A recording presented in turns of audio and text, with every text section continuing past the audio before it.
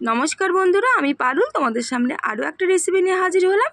আর আজকের রেসিপি একদম সহজ পদ্ধতিতে খুব কম সময়ের মধ্যে রেসিপিটা তোমাদের করে দেখাবো।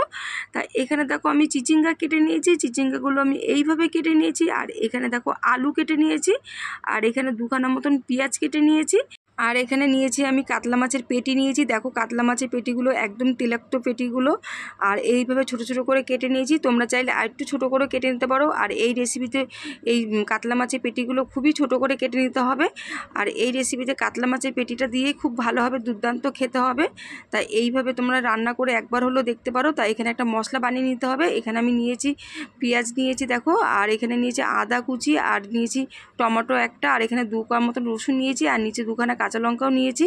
তাই মশলাটা আমি পরে তৈরি করে নেব। তাই এখানে প্রথমে আগে কড়াইটা বসিয়ে দিয়েছি। কড়াইয়ের মধ্যে আমি তেল দিয়ে দেবো। তেলটা খুব ভালো করে গরম করে নিতে হবে। আর এই রেসিপিটা একদম সহজ পদ্ধতিতে খুব কম সময়ের মধ্যে, এই গরমে কাউরি বেশিক্ষণ রান্না করে থাকতে ভালো লাগে না। আর এই রেসিপিটা একবার হলেও এইভাবে বানিয়ে খেয়ে দেখতে পারো, অসাধারণ খেতে লাগে বন্ধুরা। আমি নিজে খেয়ে অবাক হয়ে গেছি যে এতটা সুস্বাদু হয়েছিল রেসিপিটা খেতে। তা প্রথমে তোমরা দেখতেই পেলে তেলের মধ্যে আমি কালিজিরা ফোড়ন দিয়ে আমি পেঁয়াজটা দিয়ে দিলাম। পেঁয়াজটা একটু ভাজা হোক, ততক্ষণ আমি মশলাটা তৈরি করে নিই। তাই এখানে তো মশলাটা আমি আগেই বলে দিলাম কি কি আছে। তা দেখো মশলাটা আমি এইভাবে পেস্ট করে নিয়েছি। আর ওইখানে দেখো পেঁয়াজটা তো আমার আদা আদি ভাজা হয়ে এসছে। তা পেঁয়াজটা কিন্তু একটু খুব ভালোভাবে একটু ভেজে নিতে হবে, খুব একটা কড়া করে না ভাজলেও হবে। তারপরে এবার আমি এখানে যে মশলাটা বেটে রেখেছিলাম সেই মশলাটা দিয়ে দেবো।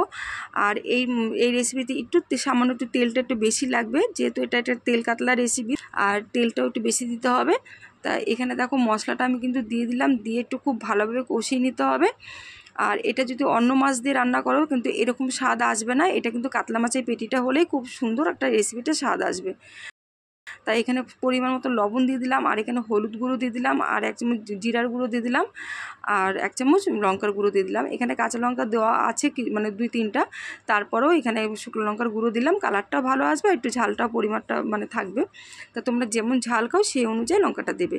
তা খুব ভালোভাবে মশলাটাকে কষিয়ে নিতে হবে। তা কষানোর পর এখানে প্রথমে আগে আমি আলুগুলো দিয়ে দেবো, যেহেতু আলুটা একটু শক্ত সবজি, এটা একটু সেদ্ধ হতে একটু সময় লাগে। তা আলুটা দিয়ে আগে ভালোভাবে কষি, একটু আঁচটা কমিয়ে একটু ঢাকা দিয়ে দেবো, যাতে আলুটা অন্তত 1/2% হলো যাতে সেদ্ধ হয়ে যায়।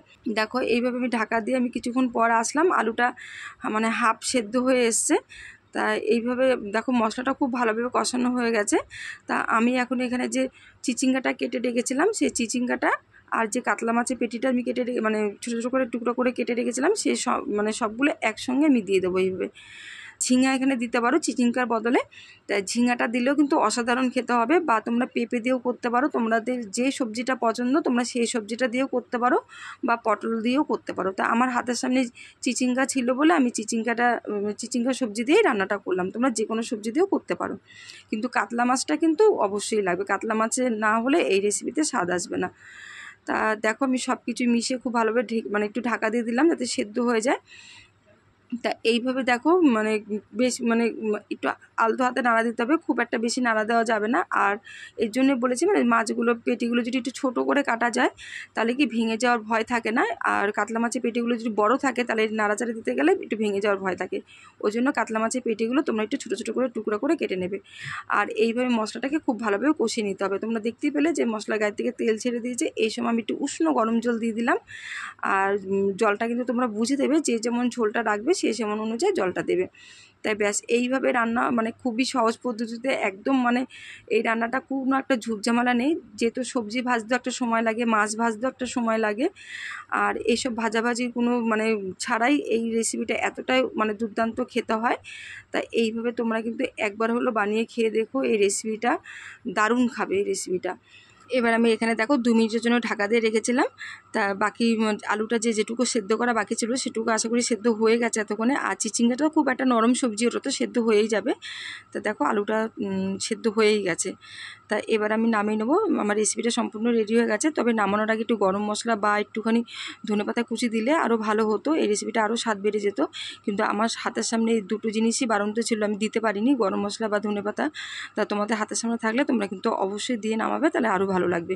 তা আমার রান্নাঘরে আমার রেসিপিগুলো খুব একটা আহামরি দামি মশলাপাতি দিয়ে বা দামি কোনো কিছুতে আমি শেয়ার করতে পারি না।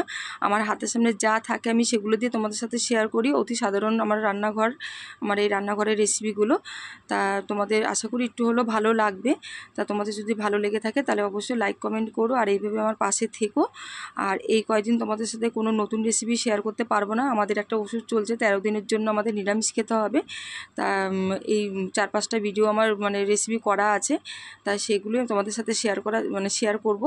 আর শর্ট ভিডিওর মাধ্যমে চেষ্টা করব যে নিরামিষ রেসিপি মানে কী খাচ্ছি না খাচ্ছি সেগুলো শর্ট ভিডিওর মাধ্যমে শেয়ার করার চেষ্টা করব। জানি না কতটুকু কি শেয়ার করতে পারবো, তা তবে আমার এই আগের ভিডিও কিছুটা করা আছে, যে কটা সেগুলোই তোমাদের সঙ্গে এই কদিন শেয়ার করব।